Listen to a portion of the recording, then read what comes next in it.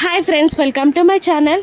అమరేంద్ర ముగ్గురు పిల్లల్ని బాగీని తీసుకొని ఇంటికి వెళ్ళిపోయాక అంజు ఒంటరిగా రూమ్లో పడుకుంటుంది. తన అనుచరుల్ని కూడా రణ్వీర్ గెస్ట్ హౌస్లో పడుకోమని చెప్పి అక్కడ వాటర్ తాగుతూ ఉండగా ఇక కాళీ ఇదే రైట్ టైం రణ్వీర్ని చంపడానికి అని అనుకుంటూ వెనకాల నుండి వచ్చి రణ్వీర్ని పొడవబోతూ ఉండగా ఇక కాళీ చేయిని గట్టిగా పట్టుకొని డిఫెన్స్ చేసుకుంటూ ఉంటాడు రణ్వీర్. ఇక అప్పుడే అక్కడికి వచ్చిన మనోహరి అక్కడే పడున్న కత్తిని చూసి ఇదే రైట్ టైం రణ్వీర్ని చంపడానికి అని అనుకుంటూ కత్తిని పట్టుకొని వాళ్ళిద్దరి దగ్గరికి వస్తూ ఉంటుంది మనోహరి. అదే టైంలో అంజు బయటికి వచ్చి రూమ్ డోర్ ఓపెన్ చేసి అక్కడే గోడపై ఉన్న నీడని చూసి షాక్ అవుతుంది. ఇక రణ్వీర్ని చంపాలి అనుకున్న మనోహరి కాళీని పొడి చేస్తుంది కడుపులో కత్తితో. ఇక కాళీ షాక్ అయి